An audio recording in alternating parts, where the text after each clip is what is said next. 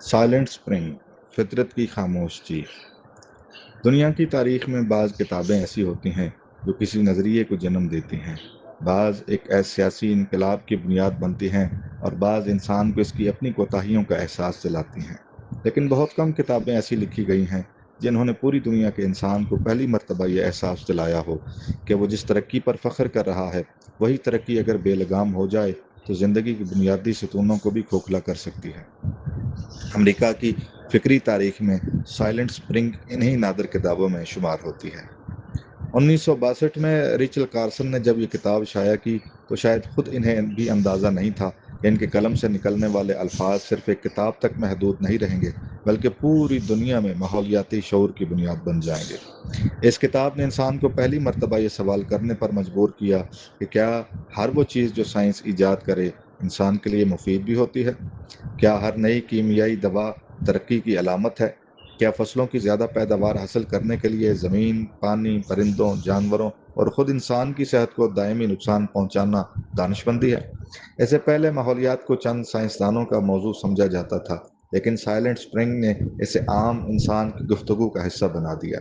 یہ صرف ایک کتاب نہیں بلکہ انسان اور فطرت کے درمیان ٹوٹتے ہوئے رشتے کا دردناک نوحہ تھی، جس نے امریکہ سمیت پوری دنیا کو چونکا کر رکھ دیا۔ 20ویں صدی کے وسط تک امریکہ میں زرعی پیداوار بڑھانے اور بیماریوں پر قابو پانے کے لیے مختلف کیمیائی زہریلے مادوں کا بے دریغ استعمال کیا جاتا رہا۔ ان ادویات کو ترقی کا معجزہ قرار دیا جاتا رہا۔ حکومتیں خوش تھیں، صنعت کار خوش تھے اور کسان بھی مطمئن تھے کہ اب کیڑے مکوڑوں سے نجات مل جائے گی۔ لیکن اس ترقی کے پس پردہ ایک ایسی خاموش تباہی جنم لے رہی تھی جسے دیکھنے والی نگاہیں بہت کم تھیں۔ ریچل کارسن ایک سائنسدان بھی تھیں اور حساس مصنفہ بھی۔ انہوں نے مختلف علاقوں کا مشاہدہ کیا، سائنسی تحقیقات کا مطالعہ کیا اور دیکھا کہ جن زہروں کو فصلوں کے محافظ سمجھا جا رہا ہے وہ دراصل پرندوں، مچھلیوں، جنگلی حیات اور زیر زمین پانی اور بالآخر انسان کی صحت کے لیے بھی خطرہ بنتے جا رہے ہیں۔ انہوں نے محسوس کیا کہ اگر یہی روش برقرار رہی تو ایک ایسا موسم بہار بھی آئے گا جب درخت تو ہرے ہوں گے، پھول بھی کھلے ہوں گے، مگر فضا میں پرندوں کی چہچہاہٹ سنائی نہیں دے گی۔ اسی تصور نے انہیں اپنی کتاب کا نام سائلنٹ اسپرنگ رکھنے پر آمادہ کیا۔ یہ عنوان محض ایک ادبی استعارہ نہیں تھا بلکہ ایک خوفناک تنبیہ تھی کہ اگر انسان نے فطرت کے ساتھ یہی سلوک جاری رکھا تو زندگی کی موسیقی خاموش ہو جائے گی۔ اس کتاب کی اشاعت کے بعد ایک غیر معمولی ہنگامہ برپا ہو گیا۔ بڑی کیمیائی کمپنیاں ریچل کارسن کے خلاف میدان میں آ گئیں۔ انہیں سائنس سے ناواقف قرار دیا گیا، ان کی شخصیت پر حملے کیے گئے اور ان کی تحقیق کو جھٹلانے کی ہر ممکن کوشش کی گئی۔ لیکن حقیقت یہ تھی کہ سائلنٹ اسپرنگ جذبات پر نہیں بلکہ مضبوط سائنسی شواہد پر قائم تھی۔ جلد ہی امریکی عوام نے محسوس کیا کہ معاملہ صرف چند ادویات کا نہیں بلکہ آنے والی نسلوں کی زندگی کا ہے۔ اخبارات نے اس موضوع پر بحث شروع کی، جامعات میں سیمینارز منعقد ہوئے، کانگریس میں سوالات اٹھائے گئے اور حکومت کو اپنی پالیسیوں پر نظر ثانی کرنی پڑی۔ پہلی مرتبہ یہ احساس ہوا کہ صنعت، زراعت اور ترقی کے منصوبے کا جائزہ صرف معاشی فائدے کی بنیاد پر نہیں بلکہ ماحول پر ان کے اثرات کو سامنے رکھ کر بھی لیا جانا چاہیے۔ یہی وہ لمحہ تھا جب امریکہ میں ماحولیاتی تحفظ ایک قومی مسئلہ بن گیا۔ بعد کے برسوں میں کئی خطرناک کیمیائی زہروں پر پابندیاں لگی، ماحولیاتی قوانین بنے، نگرانی کے نئے نظام قائم ہوئے اور قدرتی وسائل کے تحفظ کو بھی ریاستی ذمہ داری کا حصہ بنایا گیا۔ ان تمام تبدیلیوں کے پس منظر میں سائلنٹ اسپرنگ کی فکری قوت پوری آب و تاب کے ساتھ موجود تھی۔ اس کتاب کی سب سے بڑی خوبی یہ ہے کہ ریچل کارسن نے سائنس اور اخلاقیات کو ایک دوسرے کے مد مقابل نہیں بلکہ ایک دوسرے کا معاون قرار دیا۔ انہوں نے کبھی یہ نہیں کہا کہ سائنس انسان کی دشمن ہے۔ ان کا موقف صرف یہ تھا، ایسی سائنس جو اپنے نتائج کی اخلاقی ذمہ داری قبول نہ کرے وہ بالآخر انسان ہی کے خلاف کھڑی ہو جاتی ہے۔ انہوں نے ترقی کی مخالفت نہیں کی بلکہ غیر ذمہ دارانہ ترقی پر سوال اٹھایا۔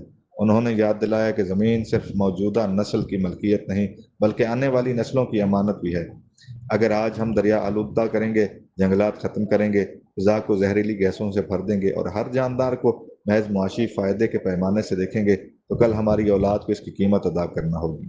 سائلنٹ اسپرنگ دراصل انسان کو عاجزی کا سبق دیتی ہے۔ یہ بتاتی ہے کہ فطرت پر حکومت کا دعویٰ کرنے والا انسان در حقیقت اسی فطرت کا ایک معمولی حصہ ہے۔ اگر وہ قدرت کے توازن کو بگاڑے گا تو اس کے نتائج خود بھی محفوظ نہیں رہ سکے گا۔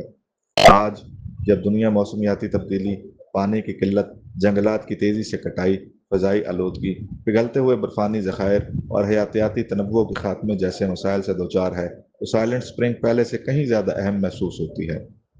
60 बरस कबल लिखी जाने वाली ये किताब आज भी हमें आईना दिखाती है। ये याद दिलाती है कि तरक्की का असल मकसद सिर्फ बुलंद इमारतें, बड़ी सनतें, ज़्यादा पैदावार नहीं, बल्कि ऐसा मुआशरा है जहाँ इंसान और फितरत एक दूसरे के साथ हम आहंगी से ज़िंदा रह सकें। अमेरिका में इस किताब ने माहौलियाती शऊर की बुनियाद रखी, लेकिन इसका पैगाम किसी एक मुल्क तक महदूद नहीं। पाकिस्तान समेत दुनिया के हर इस मुआशरे के लिए इसमें सबक मौजूद है। जहाँ दरिया आलूदा हो रहे हैं, जंगलात सुकड़ रहे हैं, ज़रई ज़मीन जहरों से बोझल हो रही है और शहरों की हवा सांस लेना मुश्किल बना रही है। रेचल कार्सन ने एक ऐसी बहार का तस्वुर पेश किया था जिसमें परिंदे खामोश होंगे। सवाल ये है, क्या हम अपनी आइंदा नस्लों को वाकई ऐसी खामोश बहार देना चाहते हैं?